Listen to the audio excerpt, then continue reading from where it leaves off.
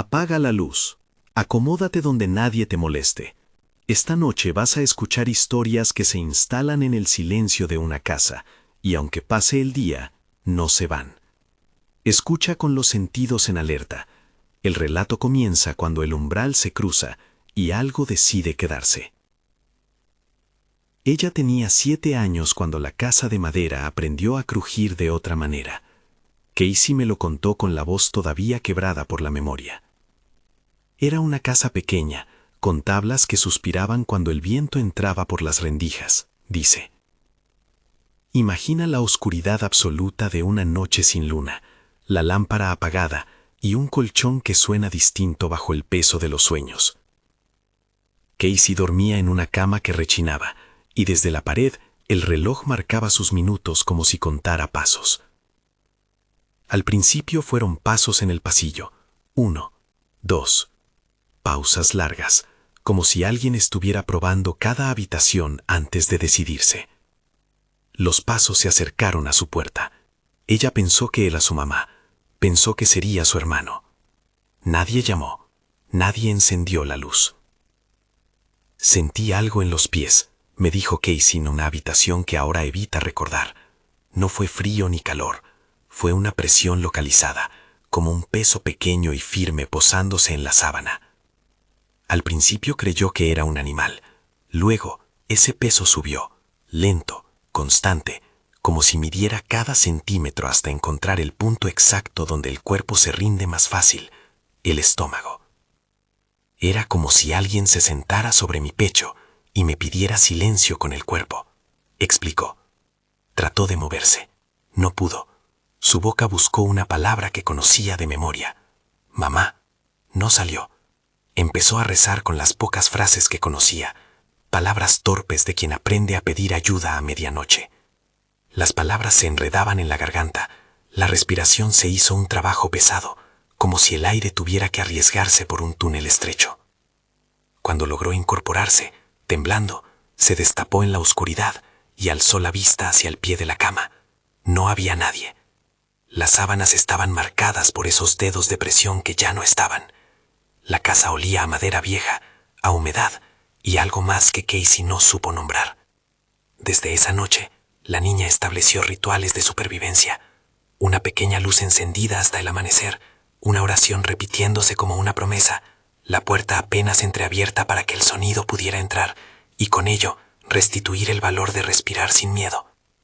No es que crea que me hagan daño, me dijo, es que aprendí que algo se instala en tu cuarto y que si tú lo miras, a veces ese algo cambia su forma de mirarte. Lo curioso es que su casa siguió siendo la misma, con sus tablas y sus sombras. Cambió la relación de Casey con el lugar. La casa dejó de ser solo un refugio, se volvió un territorio compartido, y esa sensación de invasión la hizo cuestionarse hasta qué punto un hogar puede ser invadido sin que nadie lo note. Si algo se posa en tu cama una noche y se va al amanecer, quizá lo que quedó, en verdad, fue un rencor entre las tablas, un silencio que ya no se atreve a romperse. Si esto te resuena, si alguna vez te ha costado dormir por algo que sentiste y no viste, quédate conmigo y cuéntanos tu experiencia.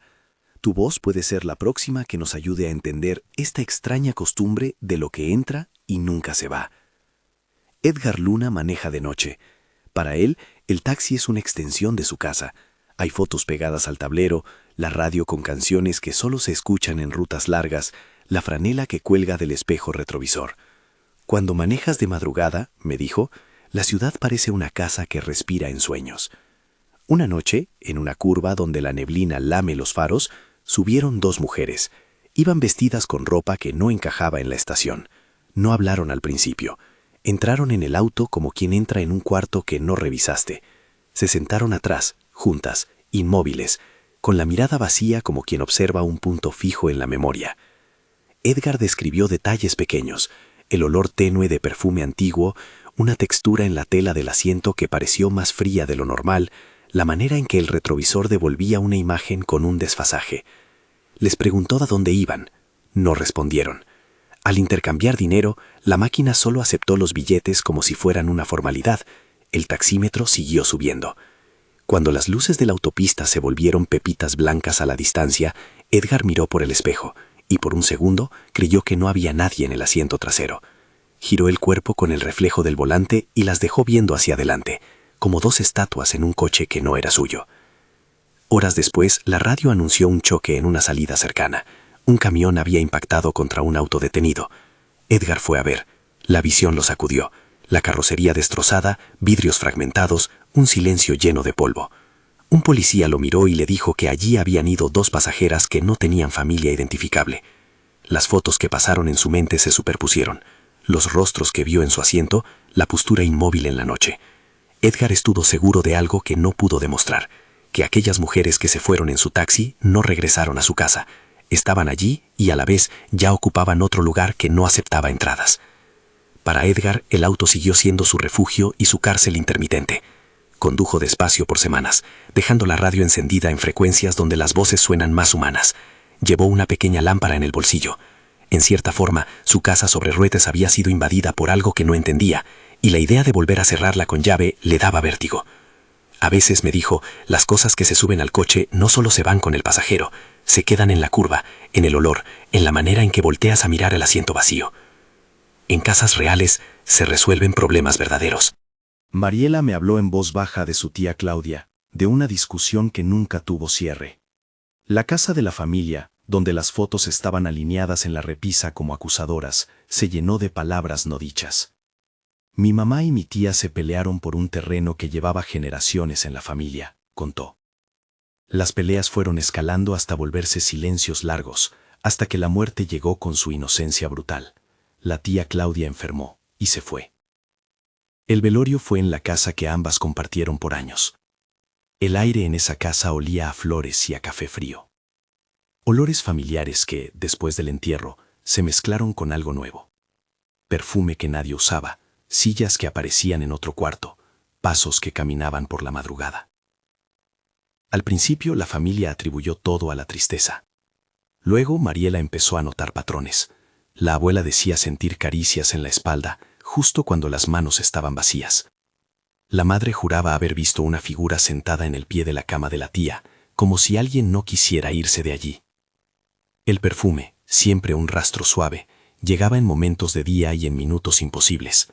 Nadie parecía asustado en la forma vulgar del miedo, era más bien una persistente incomodidad, un recordatorio de que algo quedó pendiente. La noche en que la abuela soñó con su hermana fue el corazón de todo.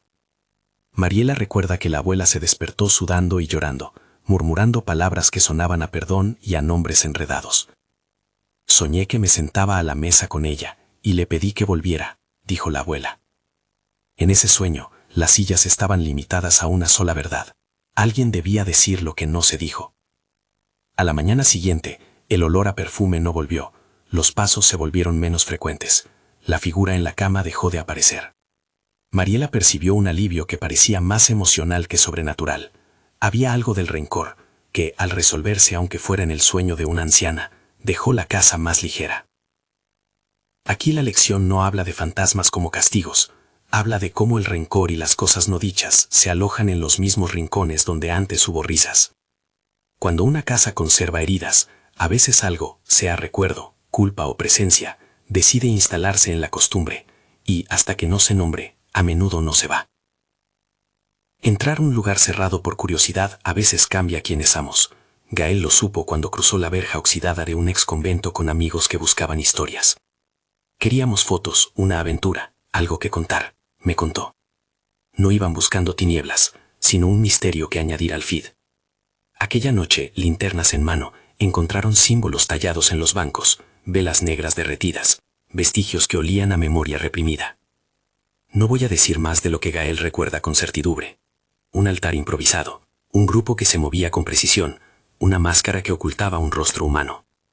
Él sintió que estaba fuera de su elemento. La estructura del convento tenía esa quietud de los lugares donde el tiempo se separa en capas, y arriba, detrás de una cortina polvorienta, resonaron cánticos bajos. Lo que vino después fue persecución. Gael y sus amigos se dispersaron. En el eco de los corredores, a veces, se escuchaban pasos que no pertenecían a nadie, alguna puerta que se cerraba sola, una sensación de ser observado por ojos que no toleraban espectadores. Cuando alcanzó la salida, sintió en la nuca algo parecido a una marca, no una quemadura, sino un peso que le recordaba cada palabra que había pensado sin decir. Volvió a su casa, pero la sensación de haber sido marcado por lo que vio nunca lo abandonó. Con el tiempo, Gael dejó de caminar por ciertas calles y evitó lugares con cruces de piedra y techos altos. Contó que, por meses, despertaba con la impresión de que alguien le consultaba por la noche. No estamos diciendo que haya una entidad que designa víctimas, pero sí hay consecuencias. Quien entra en escenas que no entiende puede llevarse una incertidumbre que se pega a la piel. La curiosidad no siempre muerde y se va. A veces trae algo que decide quedarse. En una caminata junto al río, bajo las luces anaranjadas de farolas que se alargan siguiendo la orilla, un testigo anónimo tuvo un encuentro que le dejó una imagen que no se borra. Dice que caminaba pensando en absurdas cosas de la vida cotidiana cuando notó movimiento en las lamparillas, una sombra que se posaba en la cima, una figura pequeña con alas que plegaba. La primera impresión fue la de un ave grande, la segunda, inmediatamente, fue otra cosa. No era solo un vuelo, era una observación. La criatura se posaba y olía, según el relato, a algo viejo, como carne que el tiempo había reclamado. No hubo ataque, hubo una observación mutua. El caminante sintió las aletas de la criatura rozar el aire con un sonido que olía a metal y a humedad. La figura se movió de farola en farola, acompañándolo un tramo extenso de la ruta. Cuando el hombre aceleró el paso para huir, la criatura alzó vuelo en un gesto que fue más desapego que persecución.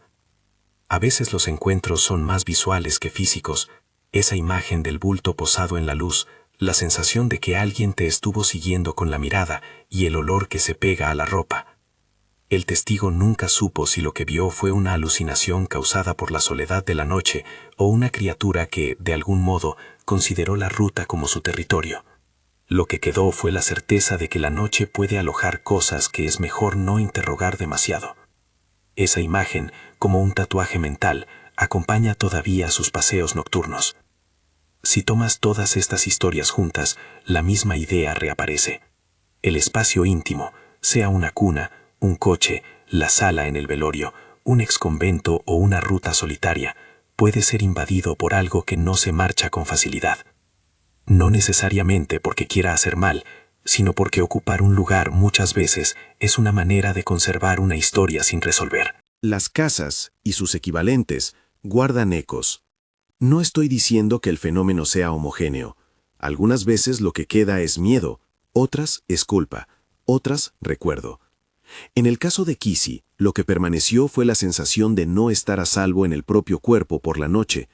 En el taxi de Edgar, las pasajeras parecían pertenecer a una franja entre la ruta y el destino, una especie de limbo que se sentó en su coche.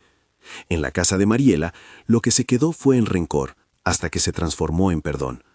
Y en el exconvento, quienes entraron salieron distintos, marcados por lo que vieron. En la orilla, la criatura dejó una imagen y un olor que se negó a desvanecerse. Hay algo que une todos los relatos, la vulnerabilidad del hogar. A menudo pensamos en la casa como lo que nos salva del mundo, pero la intimidad también puede ser una puerta sin cerrojo. Algo entra y decide quedarse. Podrías nombrarlo de muchas maneras: presencia, memoria, culpa. Lo que importa es la consecuencia humana. Personas que alteran sus rutinas, que encienden luces hasta el amanecer, que desvían caminos, que se obligan a perdonar para que el peso se disuelva. No demos por sentado que hay respuestas. Estas historias no pretenden probar nada.